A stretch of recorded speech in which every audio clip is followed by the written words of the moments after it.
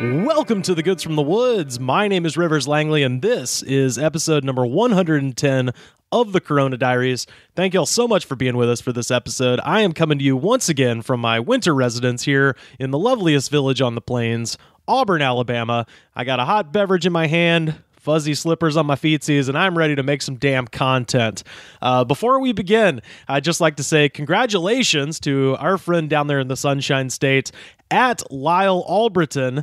He had the winning tweet in our curmudgeon insult Rudy Giuliani contest.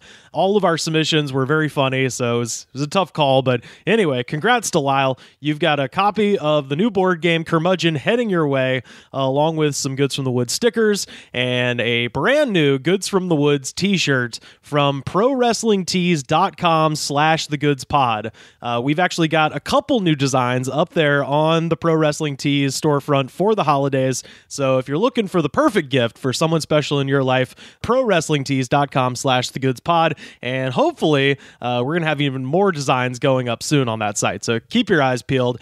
Other announcements. We are obviously going to mention it later in this episode when we talk to Carter, but if you have not already, check out our sweet baby boy, Carter Glascock's brand new stand-up comedy album from Radland Records. The album is called The Crystal Pistol, and it is streaming everywhere right now. Carter is currently sitting at number 3 on the iTunes comedy charts. So, listen on Spotify, but hey, if you got money burning a hole in your pocket, baby, pass on some love to the old Crystal Pistol. So, check that out. I think that's all the announcements I've got. Like I said, we've got a great show for you today. First up is my next door neighbor, America's next door neighbor, Sam Harder. He's going to be calling in from LA to tell me about his week, what him and Cooper have been up to. They've been making some sketches. Go over to @SlamHarder and check out the sketches that him and Cooper have been doing. They're pretty great. It's going to be wonderful to hear from Sam. I'm going to pound this weird energy drink that I bought, and we'll talk about it. So anyway, that's up first. Then, really excited for this one. Back on the show for the first time since October 20th, 2015. Entirely too long. Calling in from the LBC, it's my buddy Dave Stone. Now, y'all may know Dave from his work with Kyle Kinane on the hilarious podcast, The Boogie Monster. That one is personally appointment listening for me every week. I love those guys. Dave is one of the nicest dudes in comedy, and he's also one of the best cooks I know. So we always have fun when we get to chat. And I'm going to be talking to Dave about how his quarantine is going down there in Long Beach.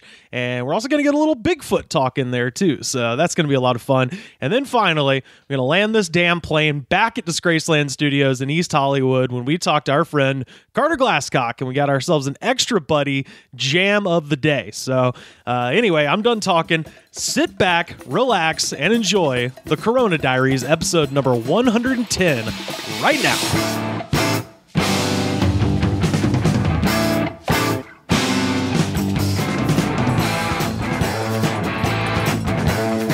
Calling in now from East Hollywood, it's Sam Harder. What's up, my man? Oh, not too much. What's up with you? Man, just sitting here.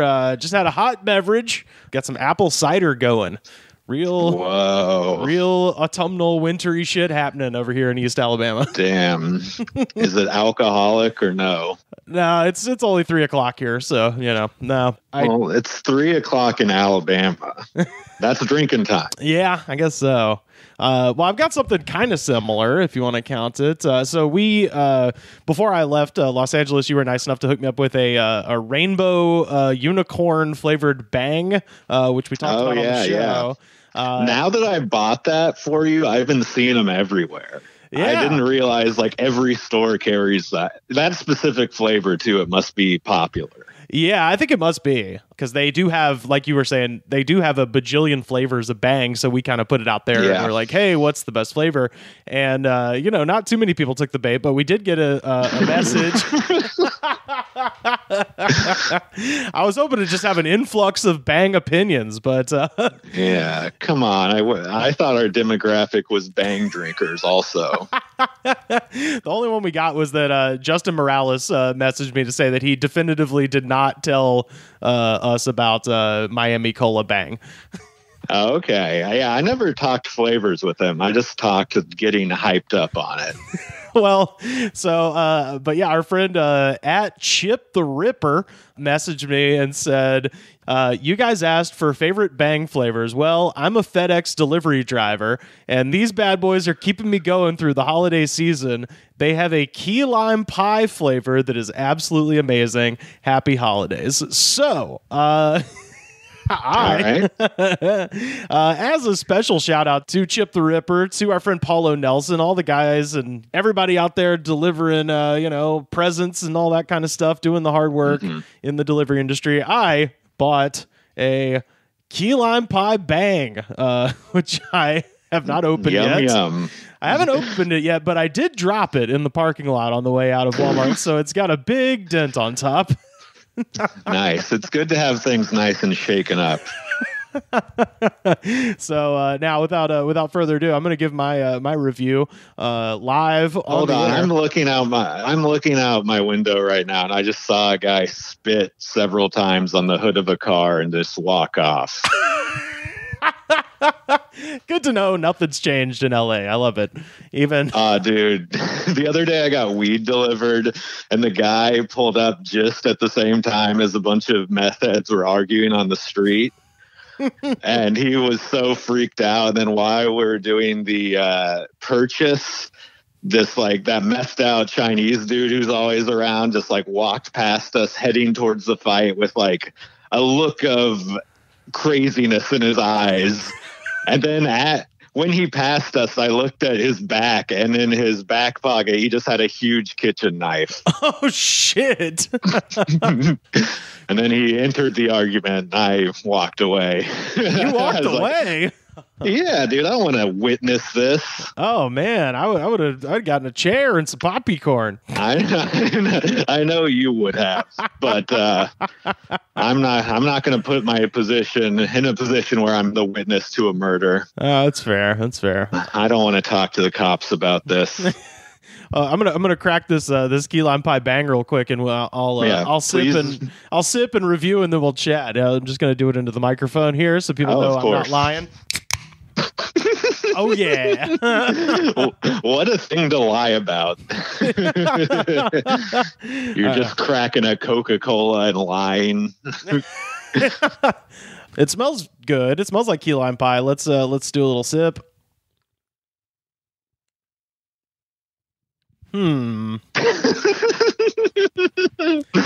That's a good reaction.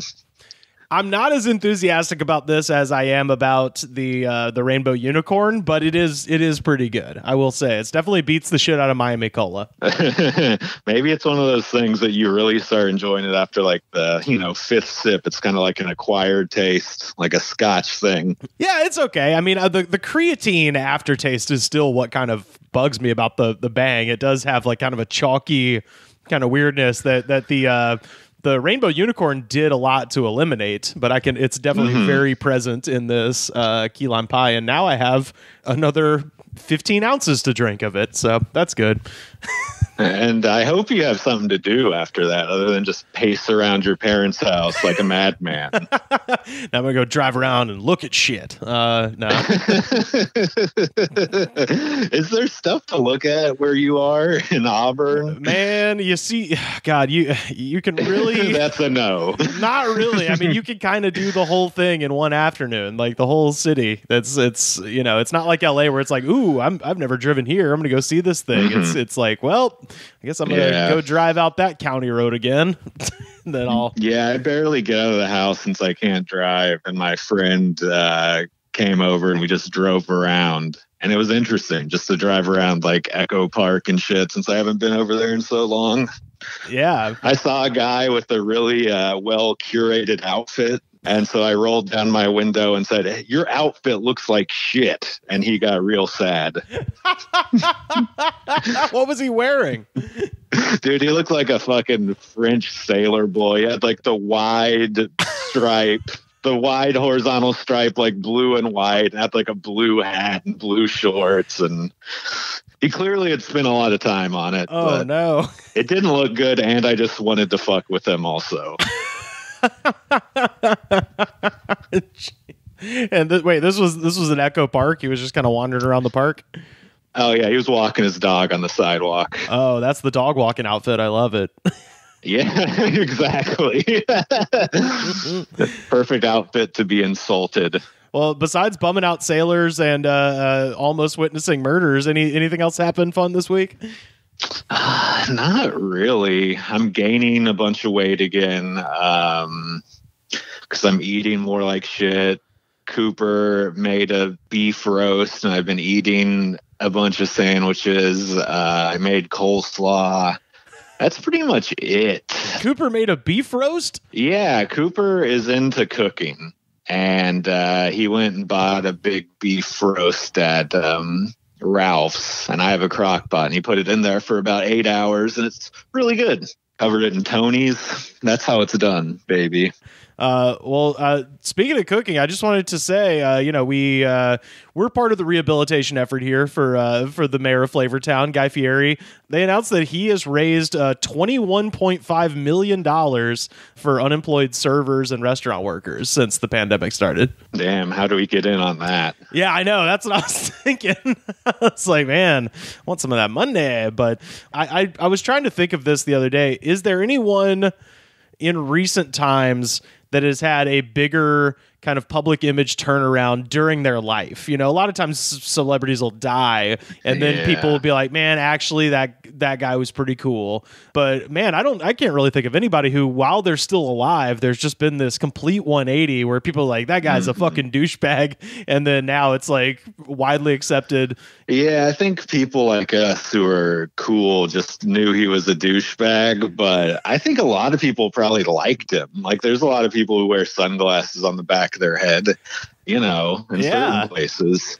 Well, but yeah, I agree. Maybe the Insane Clown Posse as well. Yeah. They got cool. Definitely online, at least. Definitely. It's hard to tell because me and you don't talk to anybody except for comedians and strangers on Twitter.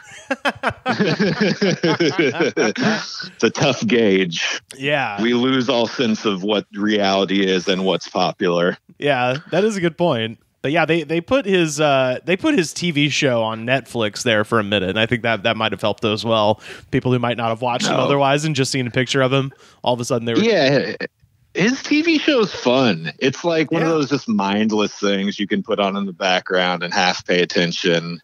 And then he often meets guys who run restaurants that are way crazier than he is, which is interesting.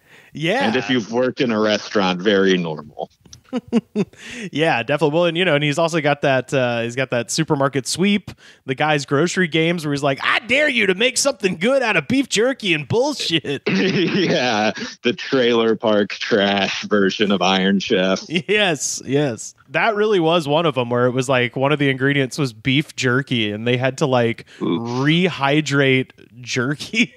And somehow, so it's just a bunch of fucking idiots, like, trying to like braise beef jerky and like reconstitute it in like tepid water. It was really something else. They didn't just put it on some nachos or something.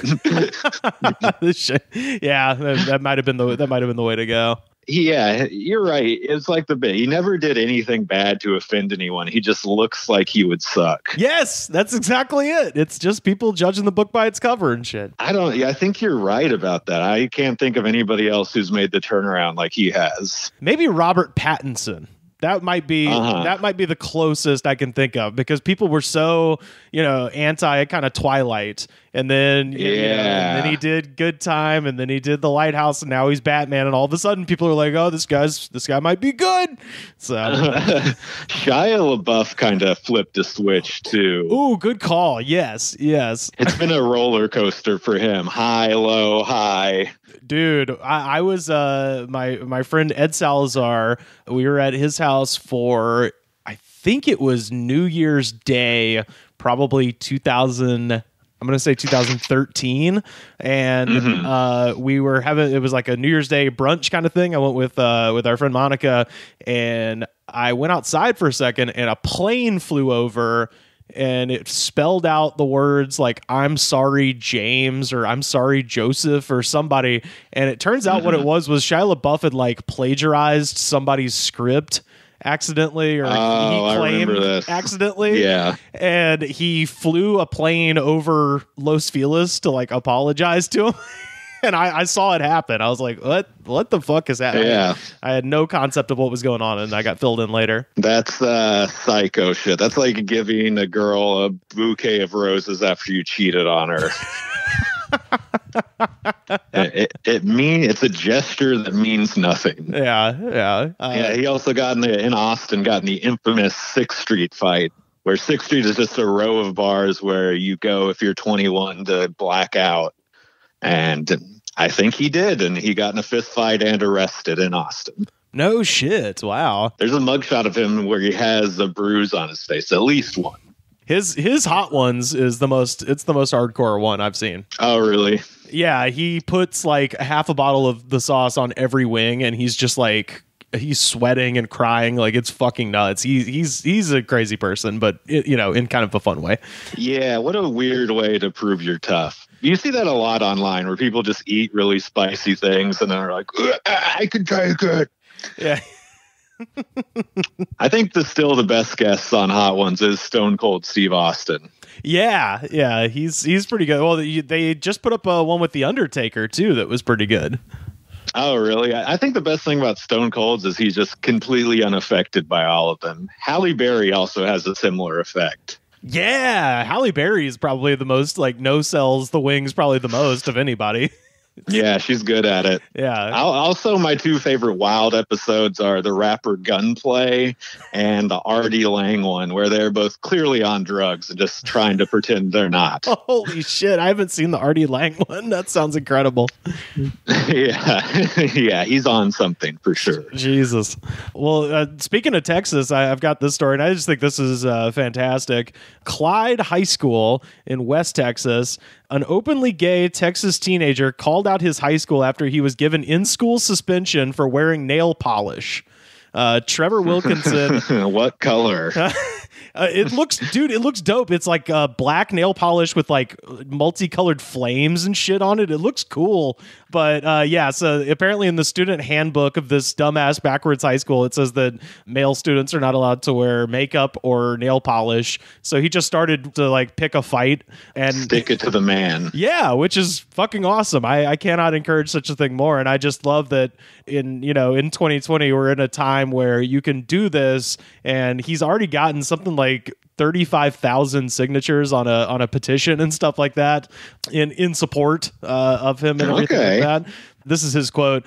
Imagine your school not allowing boys to paint their nails and giving boys in-school suspension for it, he said in a tweet on Monday, and the whole administration being okay with it. Homophobic and sexist, welcome to West Texas. And so this is a town... Yeah, sounds about right for West Texas. This is a town of just under 4,000. It's 135 miles west of Fort Worth. Clyde Consolidated Independent School District did not comment on the incident with Wilkinson, but said in a statement Friday that it conducts a, quote, diligent and thoughtful review of its dress code policy on an annual basis. Of course they do. That's the big meeting they have every year. Is it going to be this year? Is this the year we're going to allow boys to wear makeup? No. Yeah. Maybe next year. Yeah, at my school they had a rule that you can't do anything distracting, which is just like a coverall for anything they don't want. Yeah, I think ours was the same way, where it was like, nothing distracting. The only time I had any like kind of dress code issue was we were very, very excited to watch the movie Kill Bill when it came out, and we made shirts that like we just got like white undershirts and just wrote Kill Bill on them, and I got called to the office and they were like, okay, who is Bill? They thought you were making a threat. They legit thought it was a threat, and I was like, it's a Quentin Tarantino's new movie. And they were like, all right, well, fucking turn it inside out and shit. This might start a riot. I know. Yeah, you're gonna set off a revolution. We're gonna, yeah. No, we do not have any students named Bill, but you're trying something here. Right. My favorite moment from high school dress code was I was in gym and we had a really old coach who was just like, he was there forever. He was a great guy. They ended up naming the gym after him. But he would have to explain the dress code for dress out for gym because you have to change clothes, and he just went over and over again. He's like, no marijuana weed, no naked lady, no alcohol. In gym? And then he just kept saying marijuana weed because the kids would try to bring shirts that were like offensive to wear for gym because you just wear them for like 45 minutes or whatever. Yeah. So they try to wear marijuana weed and naked lady tees.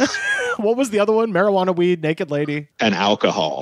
We had a specific ban on alcohol shirts or anything with a curse word, or Yeah, no T-shirt that you're in with your Camel Cash or Marlboro Miles. In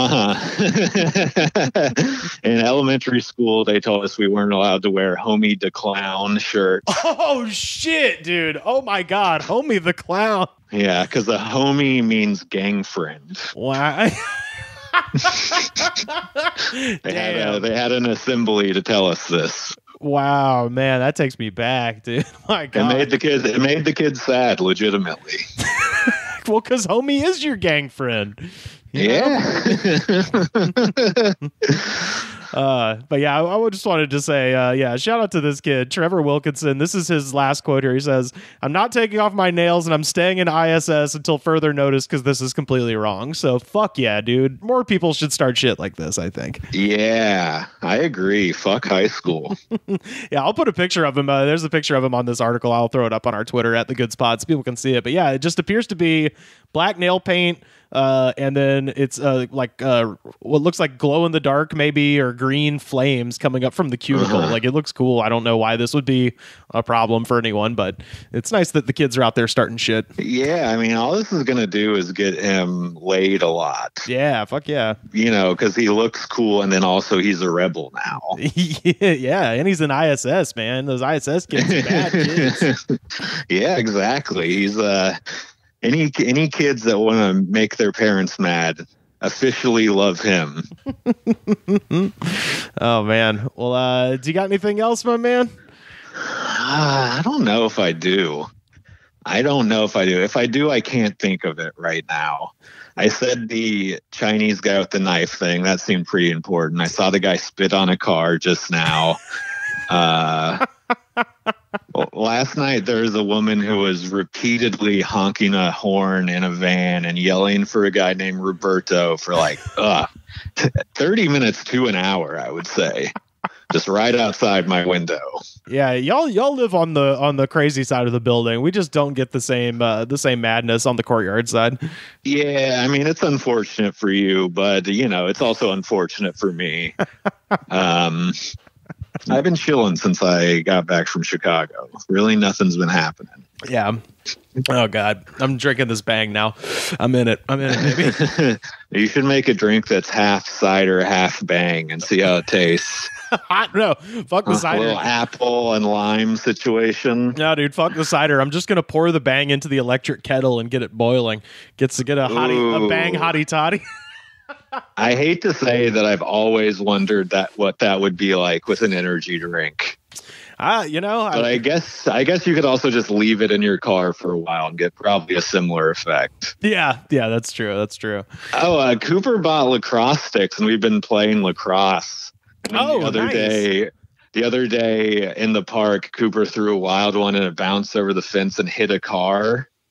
And it hit it hard. And at first we were like, whatever. And then 2 seconds later, the alarm started going off and we just ran like 10-year-old children. Oh, that's perfect. Y'all need to rope Carter into playing that, because I saw Carter play Frisbee and it was hilarious. So I can't imagine lacrosse. Yeah, if you've never played, it's not that easy. Yeah, I had never really played before, and we have 4 sticks, so we could get everybody in on this when you come back. Hell yeah, dude! I'll come throw down. I've never played before. I'm going to be terrible. It'll be great. Yeah, well, none of us grew up rich, so it makes sense. Yeah. Well, shit, Sam, where can people find you on the internet? Slam Harder on Twitter. I think I'm going to post a sketch me and Cooper made soon. Nice. I'm excited to see it. We'll retweet that when that Where goes can up. people find you on Twitter? Oh, Twitter and Instagram at Rivers Langley. And nobody ever asks you that. No, that's true. I usually put it as a little button on the end. Well, cool, man. Yeah, let's do this again next week. We'll talk soon. Yeah, for sure, man. Hit me up.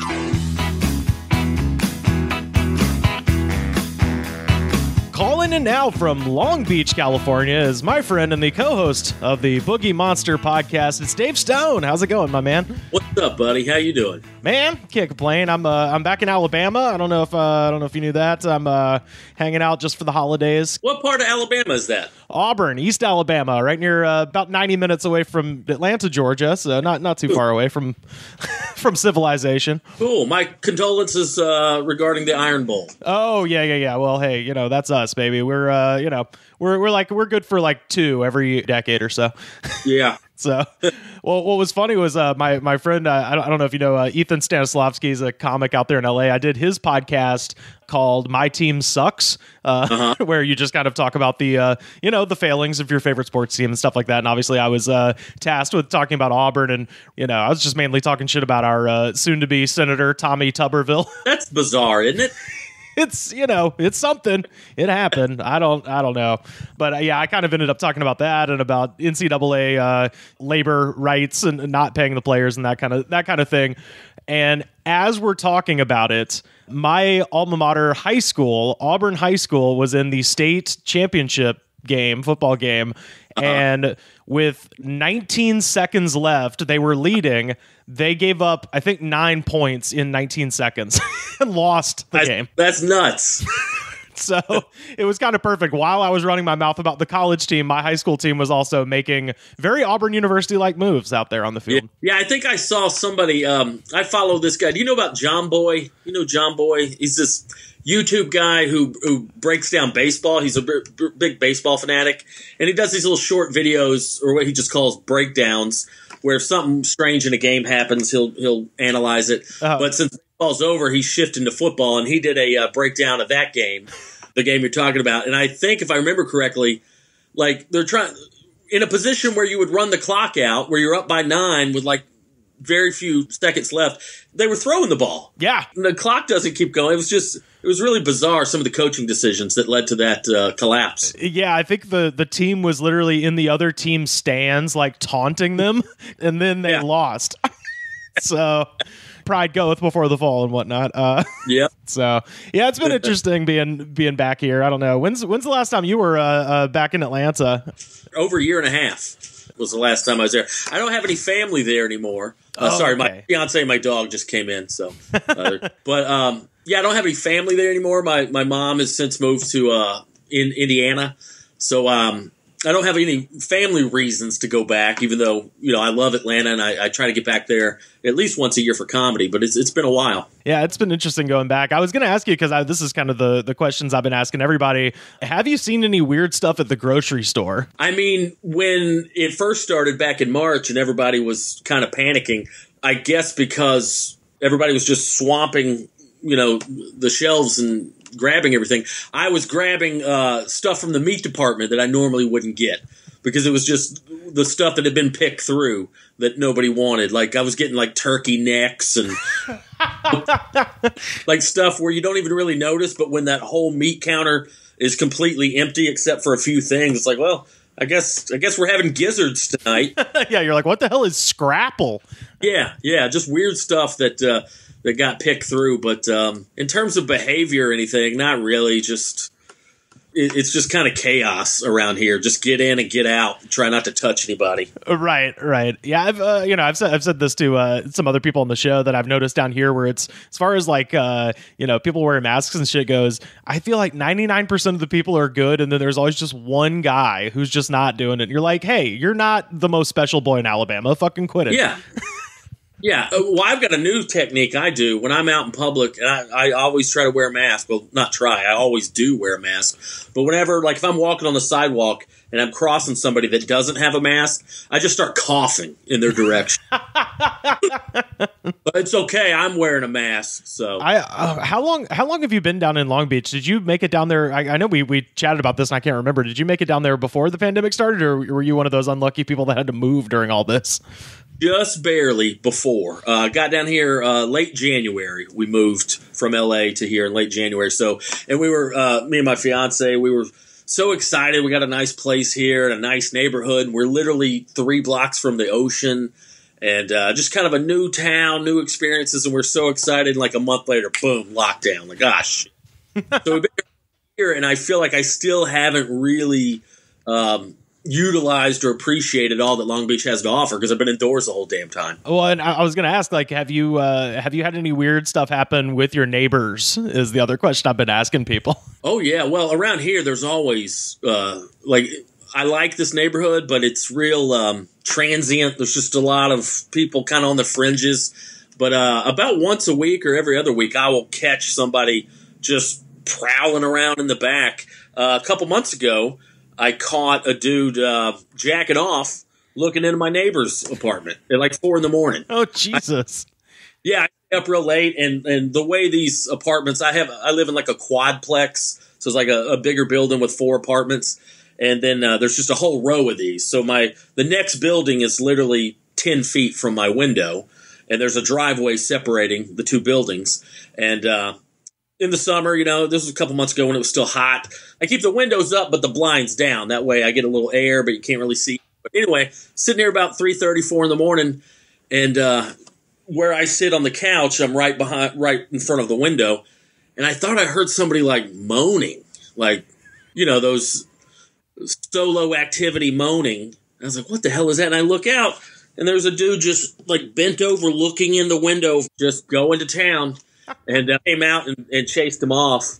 And I chased him down the sidewalk. I don't know what I would have done if I'd have caught him. Like, hey, give me that pecker. What are you doing? It was just my natural instinct. I just started chasing. Hey, get out of here. But yeah, just some jacking off. Couple last week, caught a dude just rummaging through. Like, we got stuff chained up. Just guy trying to steal a bike. And I'm like I'm like neighborhood watched around here. So yeah, well, it's funny because I think the last time you were have been on our show, god damn, it's probably been 5 years at this point, which is far too long, and my apologies for that. But the last time you were on, I think you were maybe less than a year out from living in the van in which you did chase a guy away with a machete. Yeah, a guy was trying to break in while I was sleeping, and just hopped out with my machete, nothing but my underwear, just a big fat naked dude holding a machete. I didn't know what to do, so I just went, and he scared him off. Yeah, well, so you're ready for this shit, There's a pervert in the window, baby. You got a guy who's on red alert. Yeah, I don't really have a plan of action other than to just appear and be like, all right, you've been caught. Not that I would be jerking off in a window, but if I am, the last person on God's green earth I want to see is a large bearded man yelling at me. That's not why you do it. Yeah, it's weird around here because you came by. Yeah. We live on a busy main road because I stay up late and kind of keep the windows cracked. Just every night, you'll just hear the weirdest things, like bicycles are real popular around here.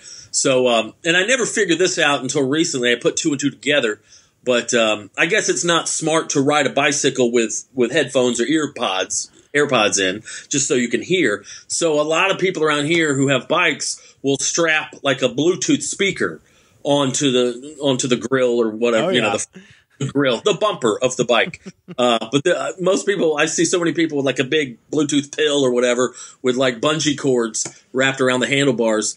And so like every night you just be sitting here middle of the night and you'll just like 2 nights ago, just from a distance, too legit to quit, too legit, about 10 seconds of too legit to quit. Or 90s hip hop is really popular around here. I'm just always hearing a CNC Music Factory at 3 a.m, zooming by on a bicycle. So it's just jock jams 24/7 down there in Long Beach. Yeah, weird taste down here. Well, so Dave, I was going to share a couple of news items with you. I'm sure you're aware of this by now, but we have not talked about it yet on the show, and I wanted to get your perspective on it. Are you aware of Parler? Yes, just vaguely. I just, from context clues, I pieced together that it's social media for Republicans. Yeah, kind of. immediately after the election, especially, a bunch of people were like, I'm leaving Facebook forever, kiss my ass, I'm going to Parler. Oh, darn. Where are we going to get those anti-Muslim memes now? Right. Yeah, exactly. And I forgot, I'll have to look this up and I'll retweet it, but somebody said that it's basically, Parler is like when you're mad at your parents, so you decide to run away and you just kind of hide in the backyard for a little while, and then you have to sneak back in to get food and stuff like that, because, it is supposed to be this like free speech sort of, app, I guess, where you could say whatever you want kind of a thing. But the problem is, there's no friction there. Everyone on there is like another right-wing guy, so it's just a bunch of people agreeing with each other. So that's no fun. So they're all coming back to Facebook and stuff. And what's happened, the title of this that I wrote is Parler has turned into a pornography jungle. So the CEO of Parler, an alternative to the Twitter app, has gained popularity with right-wing politicians and users, and have now given some strange instructions to users on its site. In a post, John Matsey said that users had been banned from violating Parler's rules. So again, it's supposed to be a place with no rules. Like, that's the appeal of it. And he's like, oh, no, we have these. The first rule number 1, is asking users to refrain from posting pictures of fecal matter in the comments of someone they disagree with. Oh, no.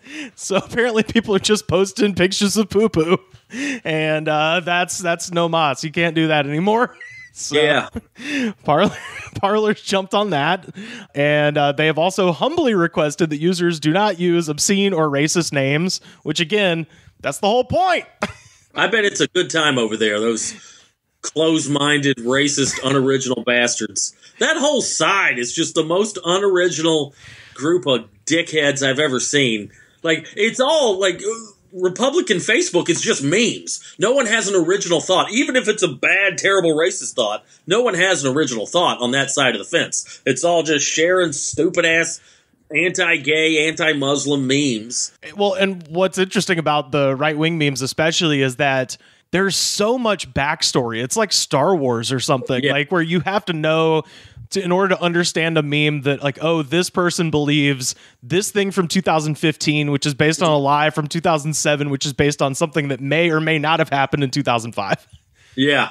They love to own the libs, too, with absolutely no evidence or fact, but we're owning those bleeding heart liberals. Yeah. Well, so basically this article goes on to talk about the fact that, like, all the moderators, all they do now, because Parler has been taken over by pornography bots, essentially. So because it's so open source, like, the idea is like, oh, no, free speech, say whatever you want, but they really skimped on coding this website, and so it's just Russian bots posting pornography everywhere. Oh, right. Matsey, this is the CEO again, asked that people do not post pornography, which is banned on the site, he also asked that people not constantly spam "fuck you" in Parler's comments section, which the CEO describes as an unrelated comment. Oh, it sounds like a good time. This is the CEO again. It's stupid. It's pointless. Grow up is what he's saying to people, and also that users have to, quote, stop threatening to kill people in the comments section. Sorry, it's just never going to be okay. I can't do nothing over here. It really is classic Schadenfreude, where you're just like, oh, this is just outstanding, where, everybody's like, we're going to this place where we can, talk about traditional values and, things that conservatives believe in, and you get over there and it's just pictures of poo-poo and boobs and people telling you to kill yourself. Yeah. Oh, boy. These are far more lenient than other social media sites such as Facebook and Twitter. However, these platforms do make exception in these cases. So, so it's been fun to watch. We haven't actually chatted. We haven't even talked about Parler yet, but I figured now's a good time. You wait a few weeks, and then you get to see the real shit, because that was the opening pitch for it. Was like, oh, yeah, this is going to be, Facebook just for conservatives or whatever. Now that it's been a couple weeks, everybody's like, oh, yeah, this is about what I thought was going to happen. Like... Like, I don't like Facebook, but one of the things you can do with a bajillion fucking dollars is hire some coders. Yeah. The other one I wanted to share with you, Dave, and this is definitely in line with your interests. So this is from Surrey in England, in a city called Box Hill. A researcher of bizarre creatures claims to have sighted a British Bigfoot. Nice. Okay. This Bigfoot was with an accent. Yeah, that's what I was thinking. This was this morning. I was like, how perfect. Like, because I was just, scrolling the news stuff. I was like, oh, what am I going to talk to Dave about? I was like, oh, there it is. British Bigfoot. A prim and proper Sasquatch. Yeah, I just, this is a guy who, his whole thing is studying cryptids, and he's the one who saw the Bigfoot, apparently while he was jogging, is what he says. And it's one of those things where I'm like, well, okay, but why don't you have a phone with you if you're a Bigfoot researcher? And also, why don't you have a phone with you if you're jogging? Just listening to yourself? I'm really into all that, but I haven't heard. I'm sure there probably has been folklore about it, but I haven't heard of any Squatch creatures in the UK. We got Sasquatch in North America. You got Yeti in the Himalayas. You got Almaste in Russia. You got Yowie in Australia. They're all over the place, but I've never heard of anything in England or the UK. So that's interesting. Yeah, that's what I was thinking. I was like, it is an island. It's kind of there's not a lot of room for a Sasquatch, Yeah. Although, man, I just watched. There's this new. I don't know how new it is, but there's a documentary on Amazon Prime called Seasons. It's just called. And I believe I watched it twice on mute. That's like my new hobby is to get high, listen to a record, and watch a nature doc on mute. Because a lot of times it syncs up, kind of like the Dark Side of the Moon and Wizard of Oz technique. But this one called Seasons, it's all about wildlife in the UK. And it is so well done that, there's a scene where a whole pack of wolves is chasing a wild boar. And it looks like a movie. It looks CGI. Like, I guess they had a motorcycle or something, but they're filming alongside this pack of wolves running through this cool forest, chasing pigs. There's wild horses everywhere. So there's more. I wasn't aware of some of this exotic wildlife in the UK, but there might even be Sasquatch over there. Yeah, man, that sounds awesome. I'm gonna have to check that out. Well, before I let you go, Dave, I've got one more question. You and I are both big music guys, and you mentioned throwing on an album and watching nature docs and stuff like that. Yeah. Do you have a favorite album of the year so far? Favorite album of the year? Yeah, off the top of my head, I'm a huge Drive-By Truckers fan. And they dropped a new one kind of secretly a couple of months ago. Didn't do any press or there was no build-up leading up to it. They just, hey, we got a new album out today. It's called The New OK. And, man, it's really good. I've been a fan of theirs for years. The last 5 years or so, the last 3 or 4 albums, they've always been kind of subtly political. Yes. And progressive and left-leaning, but the last few albums has been a lot more overt with everything that's been going on in the last few years, and just some musically, it's fantastic, but lyrically too, some of the stories and some of the messages just really spot on with what's going on today. But yeah, I think that's the name of The New OK. Yeah. Is Drive-By Truckers. So man, that is a good one. I will say one of my kind of favorite things about Drive-By Truckers, and I think our mutual friend Mr. James Fritz made mention of this, is they're a southern rock band that has been touring the southern United States for the past 5 years with a gigantic Black Lives Matter sign on the stage and shit like that. So you're like, dude, the balls alone. Yeah. And it's great, those more recent records that I mentioned that are becoming more and more, overt with their political message. Well, I guess the first one to really, a few years ago, American Band. Yes. 2016 maybe. But that's the one that made a lot of their fans be like, hey, wait a minute. What's he talking about? Yeah, man, if you go back and listen, even their very first album, a song called Demonic Possession, I think that's on the very first album, Gangsta Billy. It is, which is 98. There's a line in that song about hell's filling up with Republicans, and so they've always had their point of view has always been there, but it's been so overt lately. But that the American Band album's the one that made a lot of their longtime right leaning fans be like, wait a minute.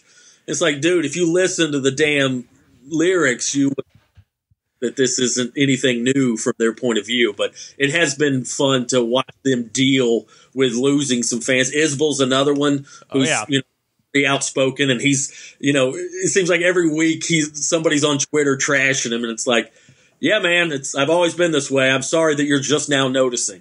Yeah. Well, that's what I was going to say about DBT, especially with, if you go on any of their more recent kind of songs that they put out on YouTube and stuff like that, the comments are just astounding. Like you were mentioning, of people just being like, I liked it better when they weren't political. It's like, this is the band that said, goddamn Reagan's in the White House and nobody gives a damn. Like, yeah, it was more subtle, but it's not that subtle. So. Yeah. Man, well, Dave, thank you so much for talking to me. Please tell people where they can find you on the internet. Let's see, Twitter, I'm at Dave Stone Comedy, and then every Tuesday, the Boogie Monster with Kyle Kinane and myself, and then every Wednesday is the Stonebergs with my fiance Katie Strandberg and myself. Strandberg, Dave Stone, Stoneberg. But yeah, so two of those, and then every now and then I do Gravy Boat, which is my alt country radio show, and that's on Saturday.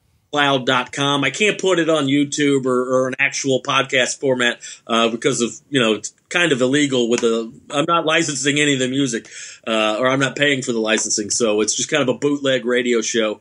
But SoundCloud doesn't pay attention to that stuff. So if you search Dave Stone's Gravy Boat on SoundCloud.com, you can find my radio show. So yeah, I'm out there. Yeah, I was gonna say, man, I really enjoyed the Halloween edition of the Gravy Boat. That was thanks. It was a nice mix. I enjoy doing that. No one listens. Like I did a Thanksgiving one a couple of weeks ago. I just cracked 100 listens. Hey, man. Hey, buddy. I was in college radio. You're doing 10 times better than I was ever doing on an actual radio station.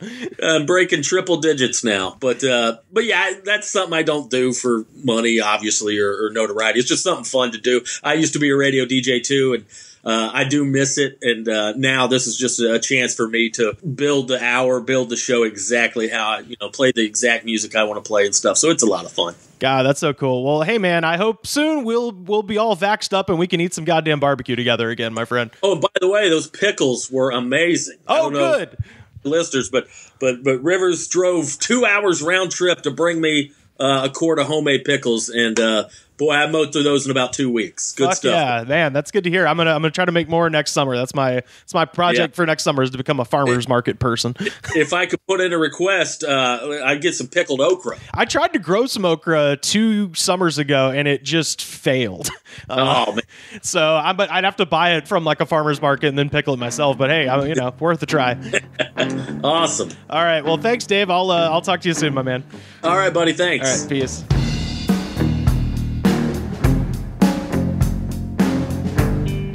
Calling in from Disgraceland Studios in East Hollywood, it's Carter Glascock, the number 3 artist on the comedy charts on iTunes right now and climbing. Isn't that crazy? Man, fuck you, Rick and Bubba. Boy, yeah, big fuck you to Rick and Bubba. Look, I'm going to be honest with you, man. The Jerky Boys coming back after like 20 years, that's a big thing. Totally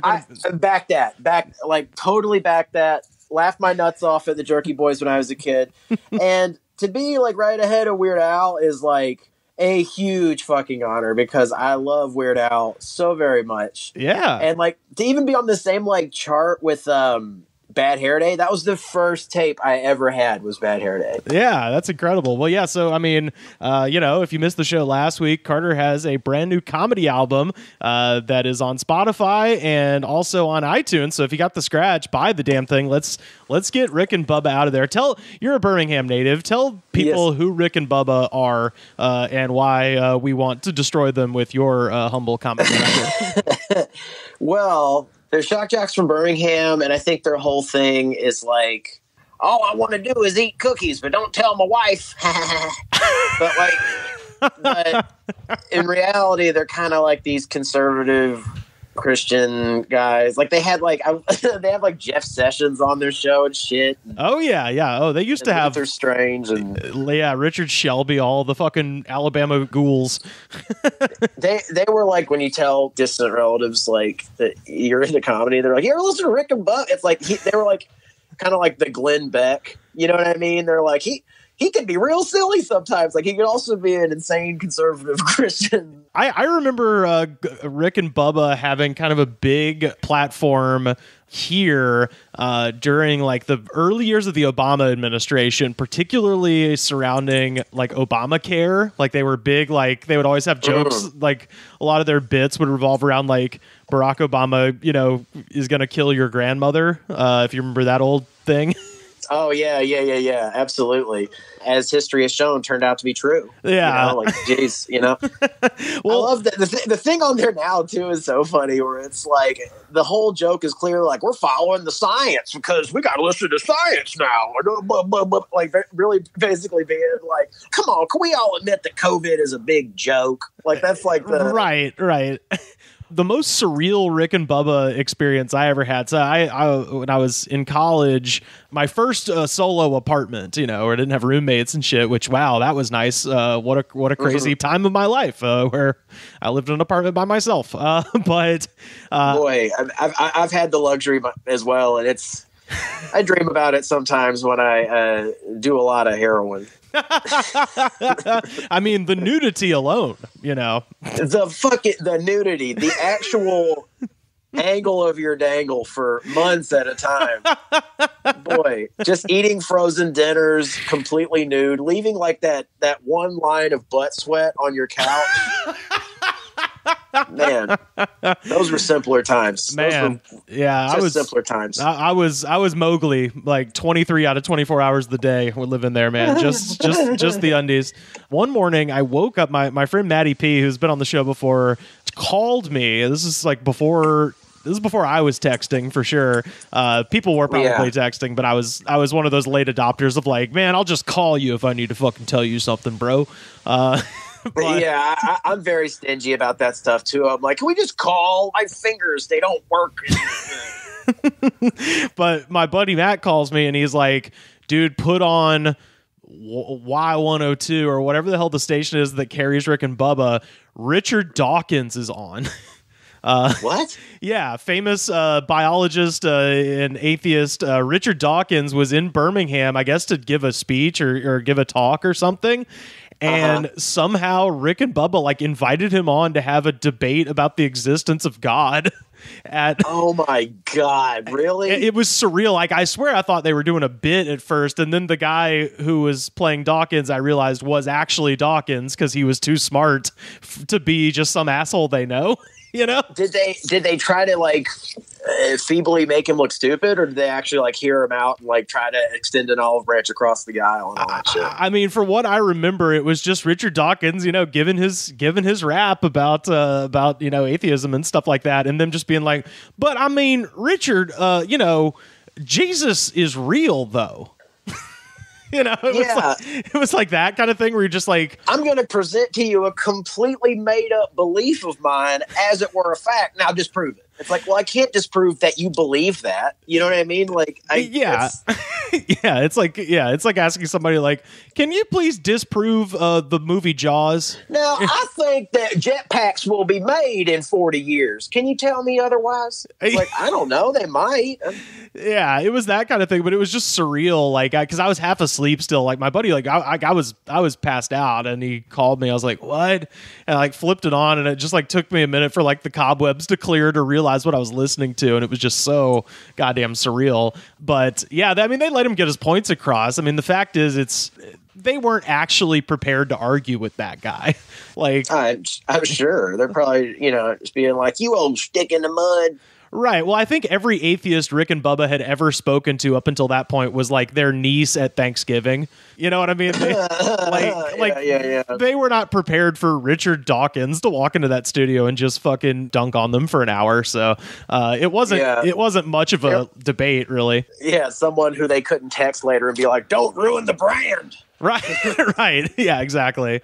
It was just very surreal to hear him on there. But anyway, long story short, Rick and Bubba are one spot on the charts, on the iTunes comedy charts, above The Crystal Pistol by Carter Glascock. So fucking... Well, actually, I think they've moved to number one. I think... What? Yeah, they moved to number one. Wait, they beat the Jerky Boys?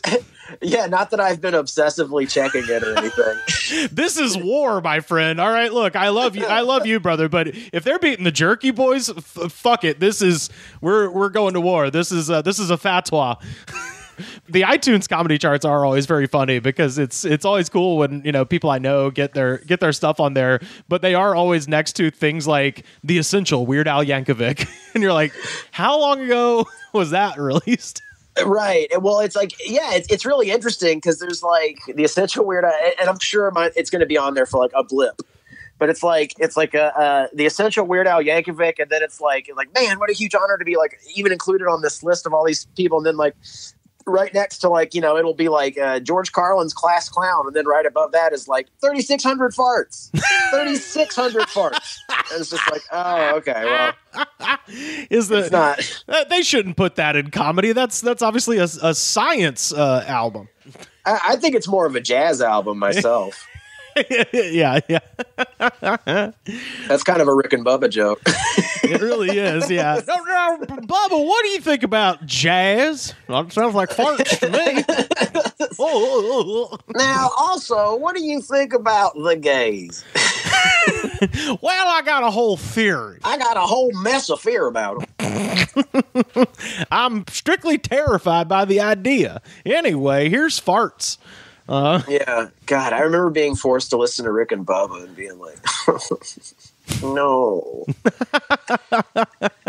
Yeah, their fucking bumper music haunts me always. Rick and Bubba, Rick and Bubba. Yeah, Ugh. it was everywhere. I mean, if you grew up in Birmingham, you for sure have listened to them for like 10,000 hours. You are a Gladwell approved a master of Rick and Bubba. Yeah. By the way, speaking of, I don't know if you knew this. There's a pandemic happening, Carter. Yeah, my phone buzzed about it. I was like, "What? I better tell the rest of the people at this Roman style orgy I'm at that's what's going on."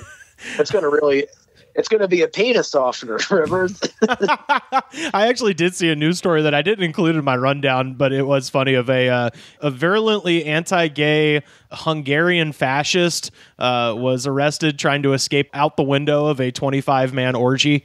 So there's been a bunch of poetic justice going on during this when we don't have as much like things to distract us. Yeah. Oh, absolutely. The poetry writes itself. Oh, we have nothing but time to be mad at. Well, this week we can play that Nerado More, that Suicide My Man theme. This is Suicide My Man. An unexpected left field one. David Sedaris got himself in trouble. David Sedaris. No. What happened? Okay, so CBS Sunday Morning, which is their like kind of news program, it's kind of like their version of Meet the Press, had him do an essay, like an audio, like he read a thing he wrote into the camera. Mm-hmm. And the problem is that a lot of people don't necessarily know David Sedaris's style of humor, and they didn't have any context for this thing. But also the thing he wrote was very fucking stupid. But he essentially stood in front of a camera and looked right into it and said that he wishes that much in the way that people have the ability to citizens arrest people that are causing problems, that he wishes he had the ability to citizen fire people at department stores. Citizen fire people at department stores? Like, he's like, I wish that I could fire if people, because he has this whole thing. He's like, oh yeah, because people at department stores are too slow to like wait on him and shit like that. So he wishes he could fire them, which I think is meant to be kind of humorous. I guess it's not funny. I don't see any problem with that.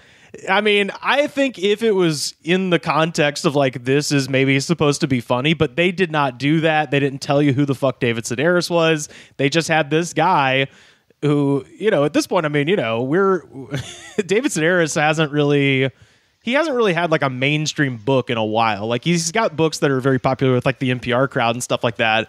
But, people have kind of lost the context for who that guy is. He's a classic writer. I mean, like, if everyone with a passing interest in comedy should read Me Talk Pretty one day. Yeah, I still think he's a funny guy, but this particular thing was just incredibly ill-timed because it was basically just him being like, I should be able to fire these people who are underlings of me in a department store, which is fucked up.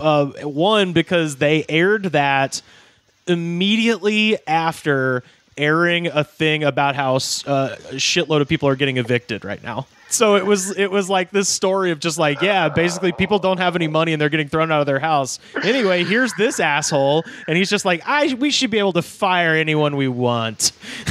You know, the context of it is like, yeah, when you put it in the context of like, oh, this rich asshole author talking from on high about the working man, but he's obviously exaggerating. Like he's exaggerating to be like, he's blowing up something that everyone feels. Yeah, exactly. And to a comedic degree. No, that's the fact that people are like making it a class war issue is like, come on, calm down. He fucking deleted Twitter. Like he's off the internet and shit. Like he got everyone's so like, well, everyone's such a caged animal from being like inside too long, and they're like, this is terrible. How could he say such a thing? It's like, you can't make a joke about a guy fucking up your order somewhere. Like you can't do that. Like, right. That's a little, I don't know. Yeah. No, not to immediately go to bat for him, but right. Whatever. I think that's a little too like, yeah, that certainly wasn't his intent. His intent was to be like, yeah, I want to fire somebody who doesn't like, because when you like, everyone feels like they are the king of the universe when they're being waited on by somebody at a department store, and the people who wait on people at a department store, when they go to another store, they treat people like that. It's just how you treat people when we have this unrealistic expectation of customer service, and he's also very self-deprecating. People are making a mountain of a molehill on that one. I agree in that I've read a bunch of his shit and I know his tone. I would mainly put the issue on CBS more than anything, because what they were kind of trying. Like, also, he's a fucking comedian. Like he's not a senator. He's not a fucking he's not the head of a tech company. He's a fucking comedy writer. Like he's being funny. Like people acting like if they have the ability to give citizens the right to fire everybody, I don't want to live in that world. It's like it is satire. No one has any ear for satire right now. It's yeah.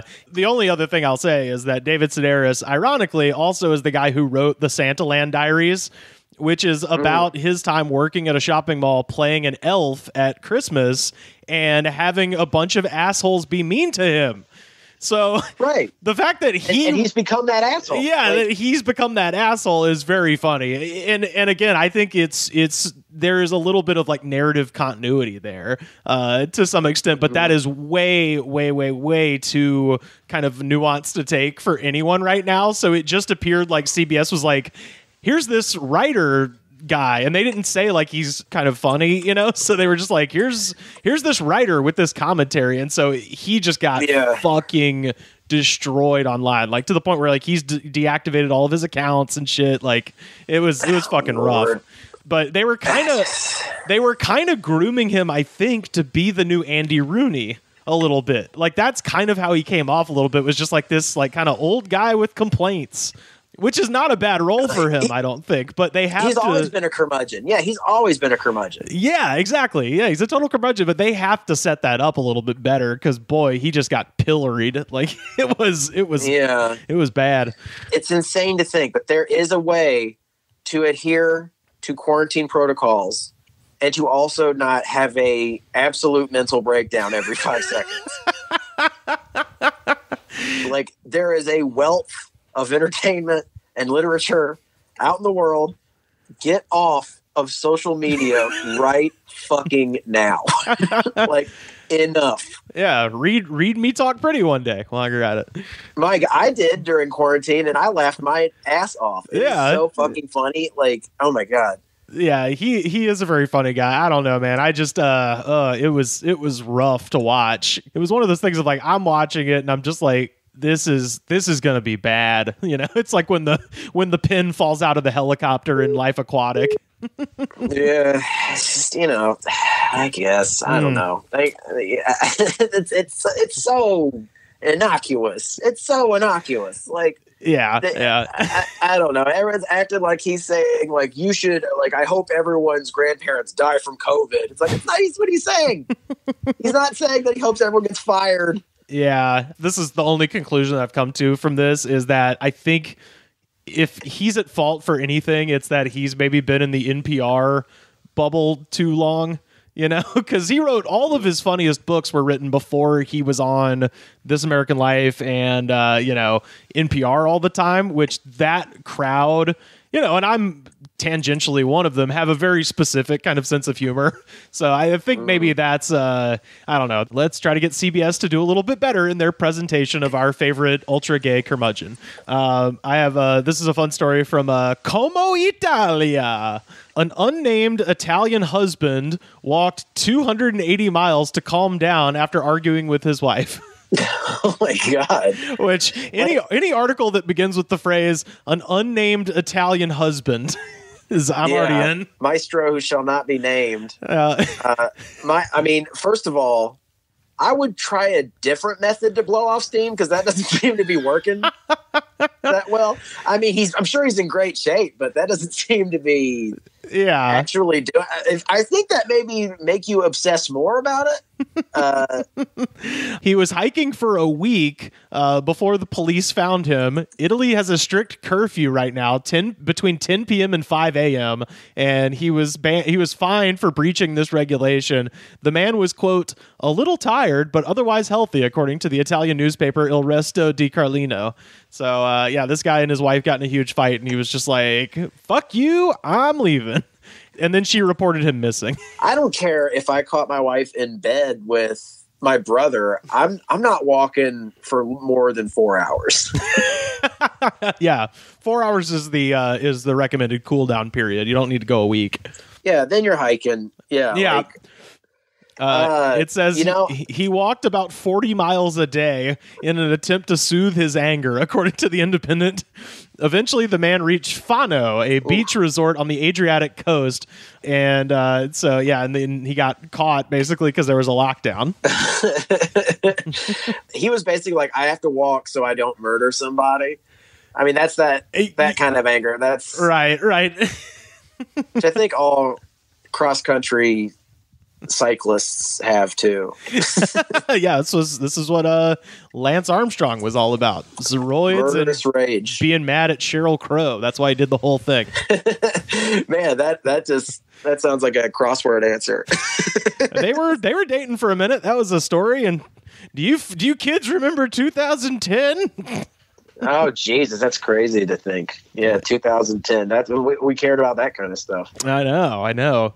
The other one I've got, this is also COVID related, and I'm going to tell you right now, this is much in the way that Orange County is the Alabama of California. This takes place in the Alabama of New York City, which is none other than my father's hometown, aka the Shaolin, Staten Island, New York. Oh yeah. Okay, so the New York City Sheriff's Office said that deputies attempted to take the general manager of Mac's Public House in Staten Island, 34-year-old Danny Presti, into custody just after midnight Sunday after observing patrons being escorted into his bar through a vacant commercial space and then a back door, and once inside being served food and drink in exchange for a mandatory $40 donation. So right now, New York City, speakeasy. Yeah, it's a speakeasy. New York City is like locked down. No, you can't be drinking and eating and shit inside. And this asshole has just refused to shut his bar down, and so instead has basically having people sneak in through the empty storefront next to his bar, and then like sneak around through the back. And the cops caught him doing that. So Jesus. Upon identifying themselves, the sheriff's office said that Presti fled on foot, got into his car, and then drove into one of the deputies, and then continued driving with the injured deputy clinging to the hood like it's fucking an action movie from the 80s. And then deputies were eventually able to stop the car and take Presti into custody. The injured deputy was then taken to the hospital. So this guy just drove into a cop. Whoa. And is alive. And he just went to jail? I was about to say, any guess as to his race? Oh, yeah. Because he straight up drove into a cop, and the cop was like hanging on his hood and shit. And then, like, I guess slid off, or they managed to stop the car. Presti was arraigned on close to a dozen charges, including assault, reckless driving, and resisting arrest. And then he was released on his own recognizance. So he bailed out. And obviously, if this asshole was black, he would have been shot 158 times by bloodthirsty cops. And Republican shitheads like Danny Presti would be online right now saying if he had just complied with the officer's request, he'd still be alive. So we've got a great country.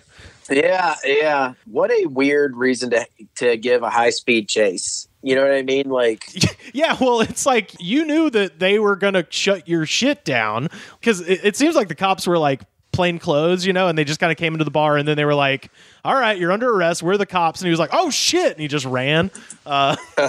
Which that's why I say this is the Alabama of New York City, because that's a very Bama move. Like, oh shit, the cops are here, and then try to get out the window. Yeah, scatter. They can't get us all. Scatter into the net. if you zigzag, then they can't see you. So while all this is going on, the bar had documented part of the night's events on Facebook, posting a short video about the time of Presti's arrest, as well as a statement. Quote, after a hard day's work, the sheriffs hid like snakes in the grass, and they waited until Danny left to finally go home and get some rest. And so, yeah, they're calling the cops snakes, which is boy, just imagine what it would be like if it was for something good. Yeah. I mean, something that actually should be shut down, and they're making it this whole like social justice issue. It's like, no, you should have shut your bar down. Oh yeah, these guys are like being dicks too. Like they I think him and like the bar across the street like declared their street like an autonomous zone, like the way they did in Seattle or something. But it's like, yeah, that's not the same fucking thing. Yeah. Like this is like watching like two really fat guys fighting publicly and both of their pants fall down, and you're like, there are no winners here. Except for the audience, I guess. In that case. The audience is the true winner, but everyone else is just like, you can't really see their dicks because they have huge guts. And you're just like you film it and you watch it and you gawk, but you're just like, man, that's crazy. That's kind of all you can say about it. This is the rest of their post. We will not back down. You have not scared us. The world is watching, and it's time for everyone to wake up. So bar co-owner... It's funny that we're going to be released into the world after all this, and we really need to leave each other the fuck alone. Yeah. Yeah. Oh, absolutely. Like after this, especially, all these commercials are like, until you can French kiss your grandmother again, we'll be waiting. But we all need to leave each other the fuck alone after this. So bar co-owner Keith McIlerney called the support that they have received, quote, overwhelming. And he has a message for those who think that the bar is being reckless by taking the stand. If you feel and you've done your research, which right there, I think after all is said and done, anybody who uses the phrase "do your research" is immediately sus as fuck. That person has some bad brain happening. Yeah. Do the math, my man. Do the math. That's one beer, and then I had two more beers. And then I ate a hot dog, and then I had three more beers. But the hot dog take an hour off of it.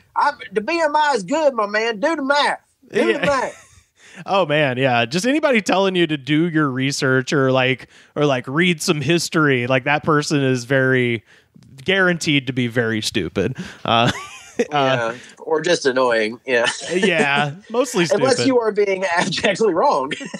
you are claiming things that are wildly false. Sure, yeah. But like for instance, yesterday there was some guy on my on Facebook that I think he's a comedian. I think I don't know, but he posted a thing of his membership card for the Libertarian Party.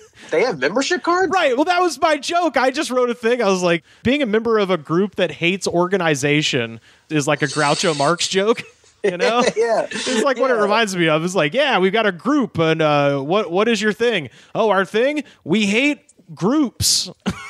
Yeah, it's like that Bill Hicks joke where he's like a party for people who hate people. Yeah, exactly. People make people come together. No, it is. Yeah, we're having a little trouble getting off the boards. Yeah, it's the same thing. It's like, yeah. So I had I'm a staunch individualist, and so are these 200 friends of mine. Right. You're like, yeah, but theoretically, y'all should all have completely different ideas if you're actually an individualist. So we're all the same individualist. Right. So I just wrote that. I was just like having a little fun. I was like, yeah, it sounds like a Groucho Marx joke, being in a club for individuals. And, we kind of had a little back and forth and shit like that.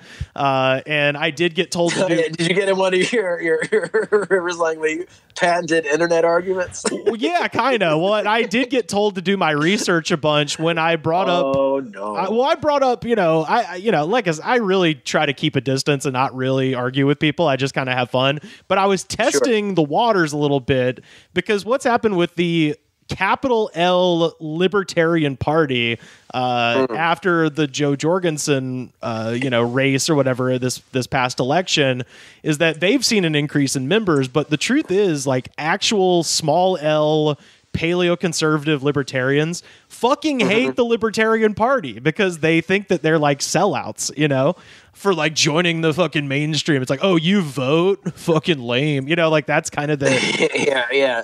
But I'm talking about the ones that actually like read like all the fucked up books and stuff like that are in the they're kind of like the dedicated Scientologists, not just the fringe people that took the free e-meter test. Yeah, they don't just want like the benefits of being like, when do I get to meet Tom Cruise? Yeah, exactly. So I was kind of like poking the bee's nest a little bit, trying to see, I'm like, is this guy like an actual libertarian or is he just like a member of the I fucking hate both parties like fan club, So I was kind of like poking the thing. But anyway, all of that is to say, I got told to do my research a bunch when I started bringing up foundational texts of libertarian thought. Like, make you steam over like a little teapot? Like, yeah. Well, now in hindsight, I realize the tack I should have taken is to call him a poser and then be like, if you fucking really believe this, you need to read Hayek, bro. You need to read Murray Rothbard. You need to read Charles Murray. Like I should have come at him with Lou Rockwell, like come at him like that and call him a poser. After anyone's told like you need to check your history, you need to read this, like I would like to see someone come back into the argument with the book in hand. It's like I see here, like I mean it's never going to happen. No, like, it's not going to make their Goodreads. No, not at all. But it was fun to kind of get into it. But then once I realized like he is actually a poser, he doesn't know anything about libertarianism, then I was like, okay, then I actually don't care about talking about this because who gives a shit? It's like, oh, you're a fan of Joe Jorgensen, you like the porcupine logo on your Twitter handle and shit. Whatever. Yeah, it's nice to have an identity, I gotta say. Yeah, absolutely. Nice to find one somewhere out there. Well, speaking of identities here, are you ready for our jam of the day? Oh God, yeah. This is a band that I've known about. I believe they were in one of our Butt Rock Gauntlets. I can't remember which one, and it may have even been this song, 3 Days Grace, and the song I Hate Everything About You. Oh God, yeah. What a classic Butt Rocks. I mean, this is an archetypical.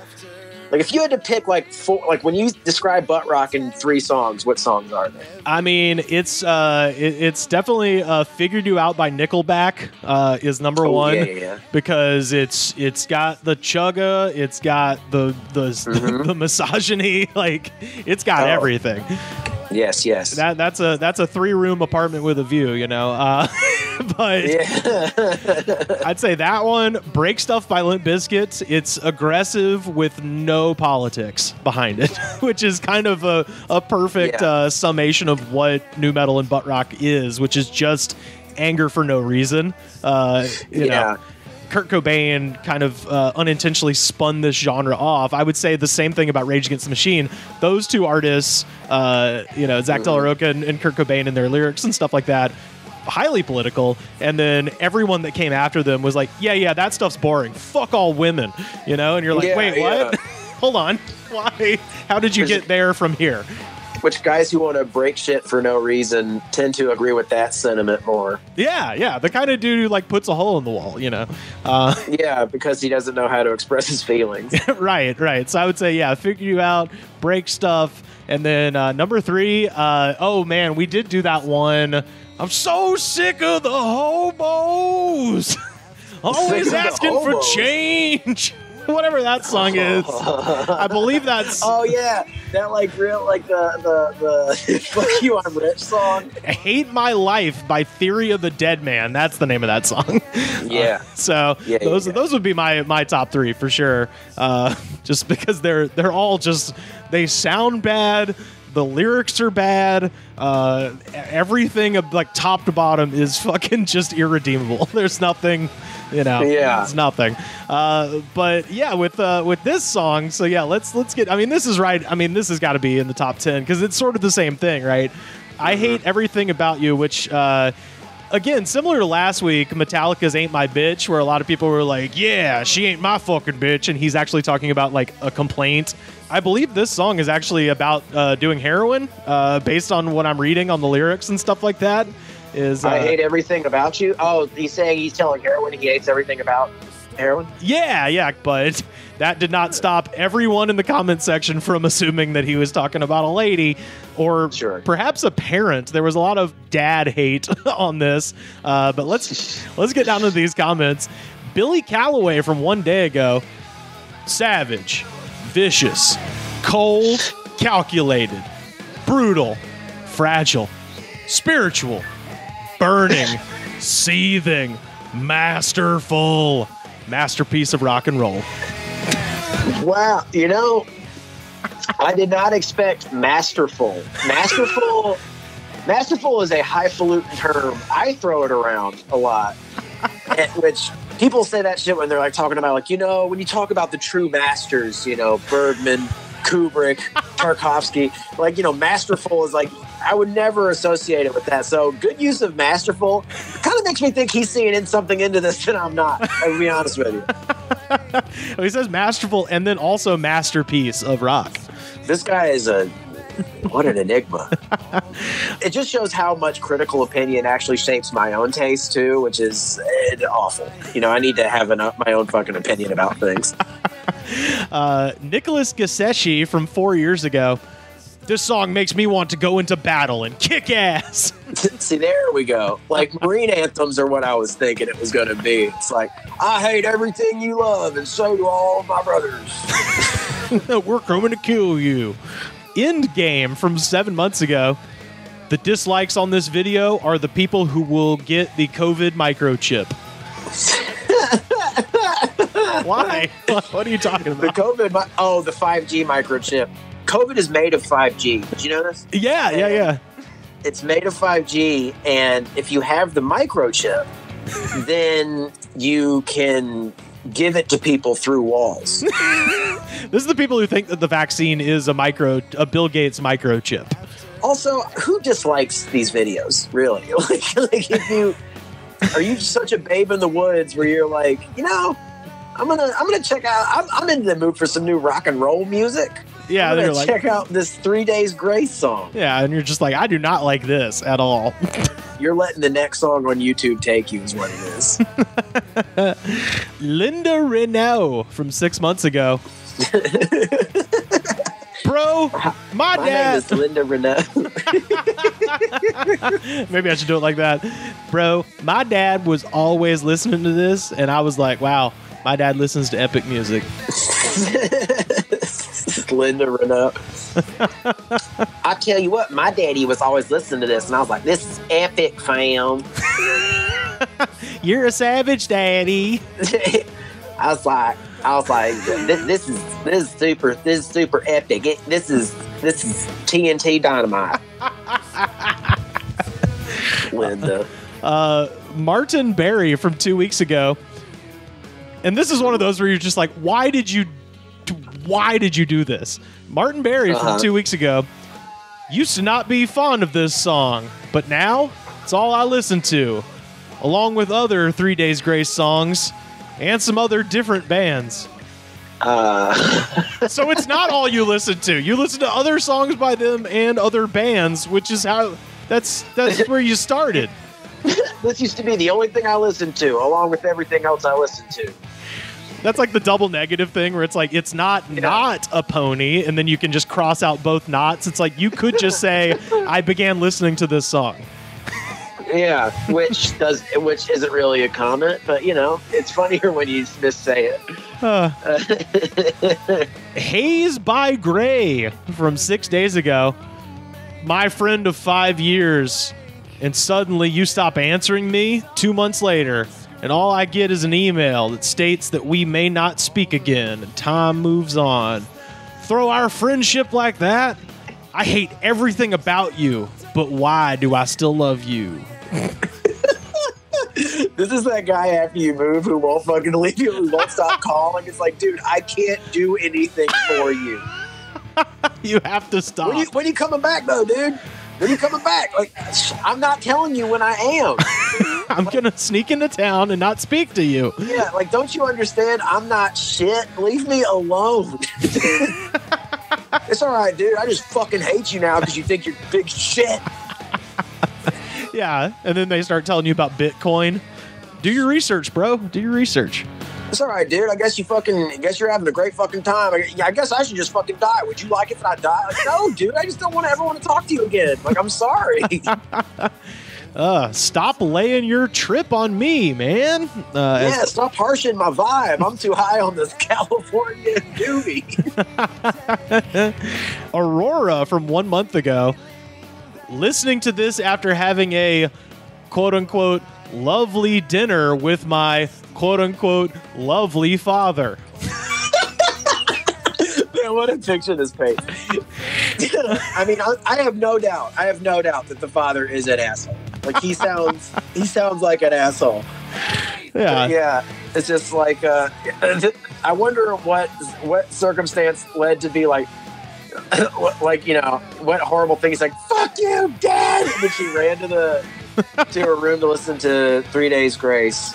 Well, there's another one here, Stoned Barb from 3 weeks ago, where she also uses the scare quotes to say, I want to scream this at my quote-unquote dad. Yeah. I don't know what's up with the damn scare quotes on all these. Well, it's because it wasn't a good dinner.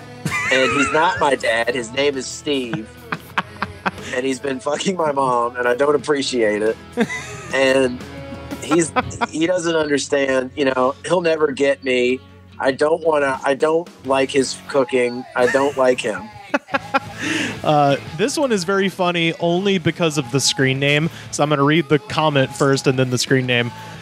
Now, as an adult, many years later, this song is much more meaningful to me. Thank you, 3 Days Grace. Much love to all of you who feel the same. You are not alone. Long dick from 1 month ago.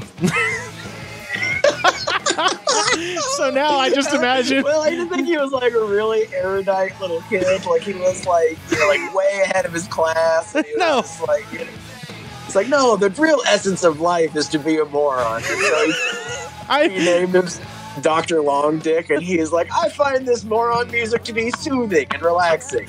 I'm glad that I grew out of that phase. I kind of just imagine him typing it with one hand on his phone and then in his other hand just twirling around a really long penis, just typing it like, I remember back to the halcyon days of my youth. Little too tall, could have used a few pounds. Tight pants on, I have a monstrously long cock. John Slaughter from 3 weeks ago. This song hit different after finding out my +1 for a wedding lied about her COVID test results being negative. Oh. Don't go to a wedding. Yes. Don't go to a wedding. Like, no one should be going to weddings right now. Assholes are going to keep having weddings and keep having their bars open. But don't go. It's just as much on you. Like, it's just as much on you to be like, to not go. Like, well, then he's just now mad because everyone's mad at him for bringing her to the wedding. That's why he's writing this. It's not because he exposed people to COVID. It's because they now know that the girl he brought to the dance, or maybe I don't know. Maybe it's not. Maybe it's a guy, but it doesn't say. But his +1 is diseased. Yeah. That's why they're mad. Yeah, I mean, talk about embarrassing. Yeah. Also, dude, you knew the person didn't care. You knew they were lying.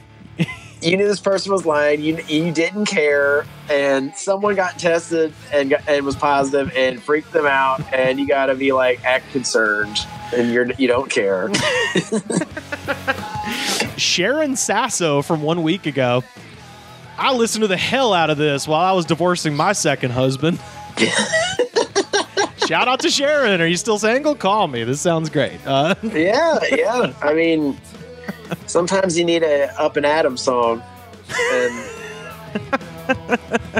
I think that'll do it, you know? This is along similar lines. Matthew Vassy from 1 month ago. This song is perfect for a relationship where your other does stuff she or he shouldn't be doing.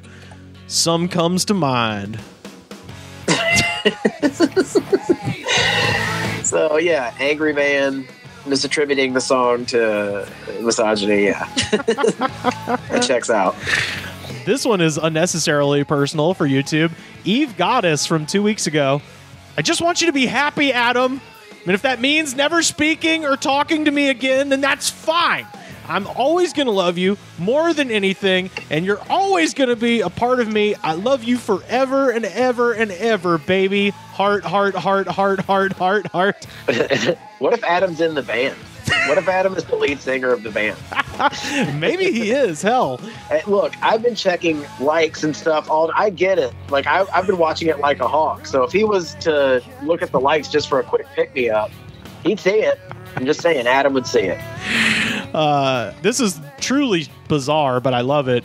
A Friendly Introvert from 2 months ago. This song describes my current relationship with dark chocolate. Now, that is such a fucking Garfield thing to say. It's Kathy. Ah! Yeah, it's Kathy. I can't stop eating Russell Stovers. I have no doubt that is a friendly introvert. Yeah. Nothing like offensive about that statement. Yeah. She's like, I hate what you do to me, dark chocolate. I hate how much I love you. Except for those cherry ones. Those cherry ones can go to hell. Yeah. But absolutely. I love the coconut smacks. It is, yeah. It's a Garfield. We're living in Garfield times. Kane Brown's a bitch from 2 months ago. Oh, shit. Shots fired. That drug life, man. And I'm talking real drugs like meth and stuff. Yeah, I'm talking about the real shit. And I mean, this guy, he's been there, he's been back, you know? But who is someone who is a drug addict who is really into 3 Days Grace? What do you think their poison was? Pills and whiskey is like the obvious one, I think. Yeah, I think it's pills, probably meth. I think it's meth. Maybe a little meth. It depends. It depends on the socioeconomic status of them. Yeah, heroin music is like Pink Floyd.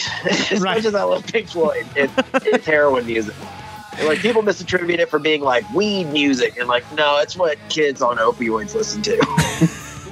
That and like Widespread Panic. Oh God, we had a school assembly about Widespread Panic one time. They were playing in Birmingham, and they brought in a woman whose son had overdosed at a Widespread Panic show, which that sucks.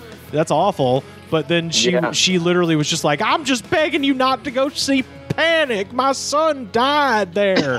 And we're just like, I'm not doing that. It's so funny that, like, you know, you can't go see Panic and devil music, then you like, let's do it. It's like the most grocery store kind of music you ever heard. Oh my God, yeah. Oh, the Waker. My name is the Waker, and I'm bringing you the morning sun. Actual Widespread Panic line.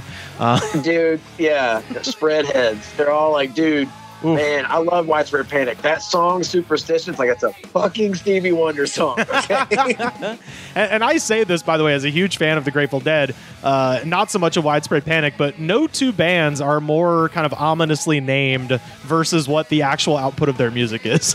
Because you hear Widespread Panic and you assume it's going to be like Bad Brains or Minor Threat or something. Like, if you didn't know better, somebody just being like, oh yeah, the DC hardcore scene, Bad Brains, Minor Threat, Widespread Panic. If you didn't know, you'd be like, oh yeah, sure, a fucking seminal early 80s punk band. But no, they're just the doopiest fucking noodle band of all time.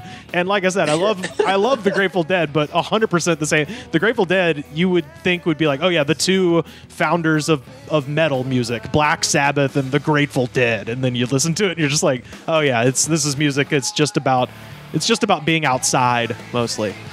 Yeah, even Black Sabbath is pretty much about that. It's about nightmares and weed. Yeah, and being into God for most part. It's the opposite of satanic. Ozzy loves God. Yeah, he's got big crosses on all of his shit. Yeah.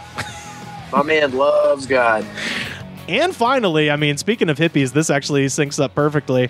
Reso Factor from 3 weeks ago. I saw 3 Days Grace at a quote-unquote Earth Day birthday fest in Orlando fest in the late 2000s. I'd be surprised if anyone gives a shit about Earth Day birthday or the overall scam that is Earth Day really is, or the globalist agenda coming to bear upon the masses in the wake of COVID. ... Not much live music these days. Well, I gotta say, as someone who was born on Earth Day, my birthday is on Earth Day. It is a conspiracy. It is. It's as much a conspiracy as Arbor Day or Flag Day. It's a way for the liberal media to get people to take a break from work when they shouldn't be. I'm here to tell you, I was born into a lie. I love it. You literally have an Earth Day birthday. I have an Earth Day birthday, yeah. April 22nd. Well, I'm sorry Reso Factor said your birthday is bullshit and part of the globalist scheme to give everyone COVID. It's all right. Everyone with the April 22nd birthday was patient zero for COVID. Yeah, that's so, how it started. How everyone's like, I'm sure I had it back like last year. Like, I actually did. Bill Gates injected it into my eye. Me and Jack Nicholson, he's also born on April 22nd, just so you know. But yeah, no, it's a big conspiracy. And kudos to that guy for figuring out and debunking that myth on the comments section of a 3 Days Grace song. Yes, and that is our jam of the day. I Hate Everything About You by 3 Days Grace. Carter, please tell the people where they can find you on the internet and your wonderful new album. Well, I want to say first of all, thanks so much for to everyone who listens to the show, who listened to it. Thanks, Rivers, for letting people know about it, and everyone who listens. I really can't tell you enough how much I appreciate it. And it means the world to me. I mean, it really does. And as someone as anxiety-ridden as I am, and afraid that people will tell me to fuck off forever, I really appreciate it. Yeah, thanks again, man. It's really it's a relief and a thrill, and I'm very appreciative for all of our listeners. But you can find me on Carter_Glascock on Twitter and Instagram. You can go to my website, carterglascock.com. You can listen to the comedy album. It's called The Crystal Pistol. It is streaming on all streaming platforms. And if you got a little extra scratch, you can purchase it on iTunes and Apple Music. It's there too. Yeah, we got to take down Rick and Bubba. Okay, we got to get fuck Rick and Bubba. If you got some scratch, throw it down, my man. Or at least put it on Essential Weird Al. Weird Al's a national treasure. You know what I mean? Like, yeah, sure. The Jerky Boys crown is going to be hard to topple, but it's a necessary step on our way to the top of taking down Rick and Bubba. It's kind of funny that we've got two Alabamians right near the top of the comedy charts there. Two comedy albums from Birmingham. Which is crazy. And one of them happens to be evil. So let's get rid of these bastards. And that would be me. Hell yeah, rock and roll. No, it really is just an honor to be included. I had no idea that would happen, so it's really nice. Please listen to it, buy it. Enjoy it. It's for you to enjoy. Enjoy it. God. Hell yeah. Well, we'll talk to you again next week, man. Yeah, man. Good to talk to you. I'm Ray. In my life, I've played a shit ton of roles in a bunch of fucking movies. Tough guy, rough guy, wise guy, cop guy, tough guy. I mean, the list goes on. But as I get older, I find I was playing a bunch of other roles as well. Cough guy, wheezing guy, sneezing guy, brown teeth guy, Jimmy No-Nose, Jimmy Two Eyes. I've been smoking since I was 14 years old, and I gotta tell you, I don't want to be that guy anymore. My wife, who oddly enough is named Chantrix, I know, it's fucking crazy, suggested I try this new shit called Chantix. I used to smoke the gum like cigarettes, and that didn't help anybody. I walk over to my friend Jimmy Two Ears, and he tells me, Ray, you're doing it wrong. I started chewing it, and I gotta tell you, I haven't touched the smokes ever since. It leaves a pungent taste in your mouth, not unlike gasoline. I'm telling you right now, I haven't been able to get that fucking taste out of my mouth for months. So take it from me and my wife Chantrix. Eat Chantix. And if you're tired of being the smoking tough guy and want to start being the friendly gas mouth man, it worked for me.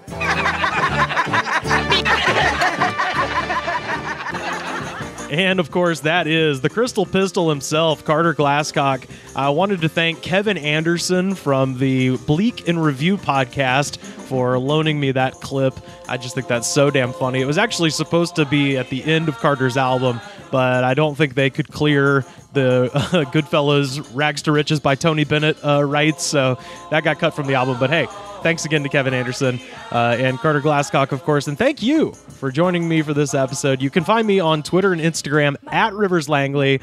A couple ways to support this show. Number one, head over to prowrestlingtees.com/thegoodspod. As I mentioned, we got some new designs up there on the storefront, so check those out if you need something for the holidays. Number two, head over to Apple Podcasts. Rate, review, and subscribe. That is probably the second best way to support this show. And of course, the best way to support this show, head over to patreon.com/thegoodspod. We just dropped a nearly 3-hour-long episode of me and comedian Joe Raines chatting about the Rolling Stone Top 500 Albums of All Time issue that came out. It took me like a month and a half to edit that episode, so future episodes won't take that long. So thanks for sticking with me for that. But yeah, it's like 3 hours long. So you're getting a ton of content over there at patreon.com/thegoodspod, $5 a month.